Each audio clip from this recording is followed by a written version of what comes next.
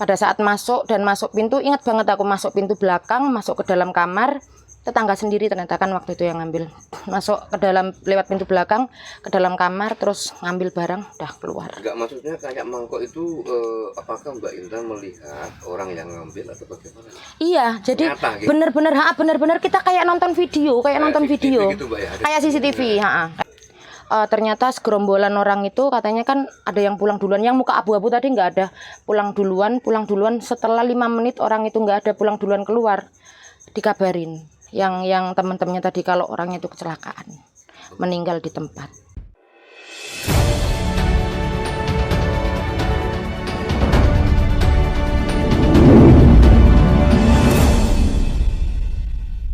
Malam Mbak Intan. Selamat malam Mbak, untuk mengawali ngobrol pada malam. sore hari ini Mbak, Mbak Intan ini kan sering ya mengalami kejadian-kejadian yang di luar nalar.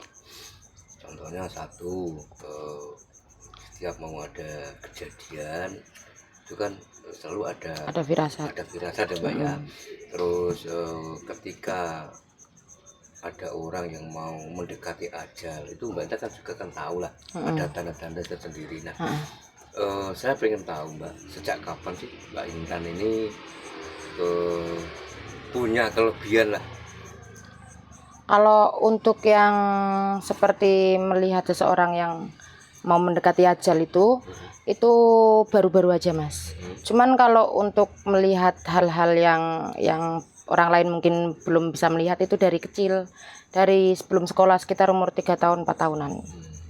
Itu dulu saya memang tidak bisa membedakan antara ini manusia atau jin, karena sebelumnya orang tua tidak pernah memberitahu apa itu kayak hantu kan, katakan hantu untuk saat ini kan. Apa itu hantu, apa itu jin, nggak dikasih tahu. Jadi yang waktu kecil itu kayak di rumah contohnya misalkan ada tangan itu nggak selayaknya tangan kan, besar banget itu bergelantung di atap rumah, cuman tangan tok, nggak ada apapun, tangan tok. Itu waktu saya nanya ke orang tua itu apa, nggak ada apa-apa. Lampu katanya, lampu kan tahu, nggak ada apa-apa. Terus setelah itu di rumahnya Bude juga seperti itu.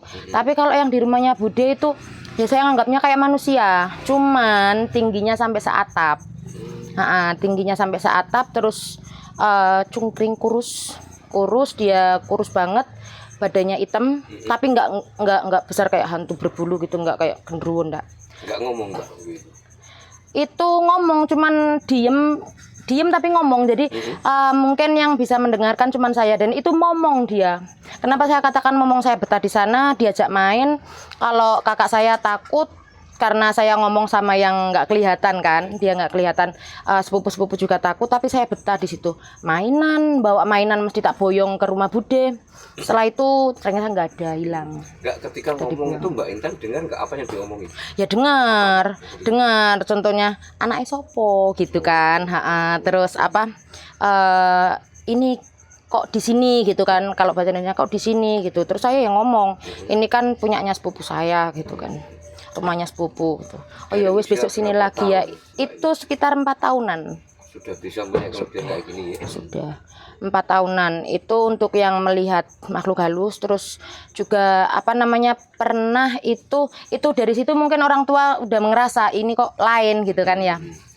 Itu ada kebetulan ibu saya kan tukang jahit, jadi ada kayak orang yang lagi datang gitu kan untuk menjahit baju gitu. Itu cerita dengan sendirinya, tapi nggak tahu ini kuping kok nangkep, padahal waktu itu saya lagi main. Iya. Gini, barangku hilang kok, yang kemarin habis beli apa gitu, saya lupa pokoknya, intinya barangnya hilang. Itu saya dengar langsung, bu minta air gitu kan, dikirain saya minta minum, ditaruh di cangkir, enggak taruh mangkok, kok mangkok sih gitu kan. Akhirnya diambilin sama ibu, diem anteng. Ibu saya ngeliatin kan, orang yang tamu yang tadi jahit di rumah juga ngeliatin. Di situ itu semacam kayak ini loh, jadi kita tuh kayak lihat HP, lihat video. Jadi video itu ada di mangkok, ada di mangkok kayak gitu. Jadi benar-benar kelihatan kejadian ada orang ngambil barang yang punyanya tamu tadi yang hilang. Pada saat masuk pintu, ingat banget aku masuk pintu belakang, masuk ke dalam kamar, Tetangga sendiri ternyata kan waktu itu yang ngambil, masuk ke dalam lewat pintu belakang ke dalam kamar terus ngambil barang udah keluar. Enggak, maksudnya kayak mangkok itu apakah Mbak Intan melihat orang yang ngambil atau bagaimana? Iya, jadi Nyata, gitu? bener-bener kita kayak nonton video, Kayak nonton CCTV video, gitu, Mbak, ya? Ada kayak CCTV, videonya. kayak CCTV. Akhirnya Kayak tertangkap gitu. malingnya. Kurang tahu kalau itu tertangkap malingnya, tapi kan mungkin apa namanya ditanyain sama yang kehilangan barang itu. Enggak, itu awalnya di mana Mbak Intan? Itu Orangnya kok minta tolong ke sana? itu nggak minta tolong. Nah, itu. Jadi gini, itu kan tadi kan cerita ke ibu. Mm-mm. Kebetulan saya ada di situ sedang main kan. Iya, Terus iya. apa namanya? Orang itu cerita ke ibu tadi, saya langsung minta ke ibu untuk minta air putih. Air putih ditaruh di cangkir, mungkin mikirnya kan pakai saya minum, tapi enggak, saya minta jangan taruh sini, taruh mangkok gitu kan. Akhirnya kembali taruh mangkok, terus tak diemin gini kan, tak diemin, tak Ada lihat mangkoknya ya? ada.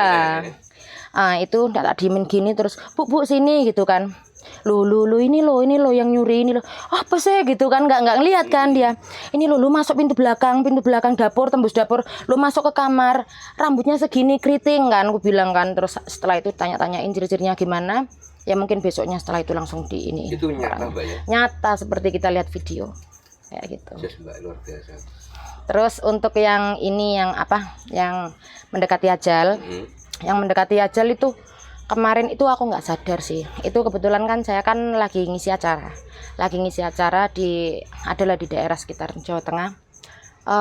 Orangnya itu aneh mukanya Mas. Jadi segerombolan orang itu, tapi aku ngelihatnya ke dia. Iya, kalau misalkan dia ganteng mungkin aku karena terpesona ngelihat dia ganteng ya kan. Enggak, orangnya biasa, cuman mukanya itu abu-abu. Kok aneh? Kok aneh sih wong iki gitu kan. Kok mukanya abu-abu. Setelah itu ternyata segerombolan orang itu katanya kan ada yang pulang duluan, yang muka abu-abu tadi nggak ada, pulang duluan setelah 5 menit orang itu nggak ada, pulang duluan keluar, dikabarin yang teman-temannya tadi kalau orangnya itu kecelakaan, meninggal di tempat. Contoh juga itu yang pertama.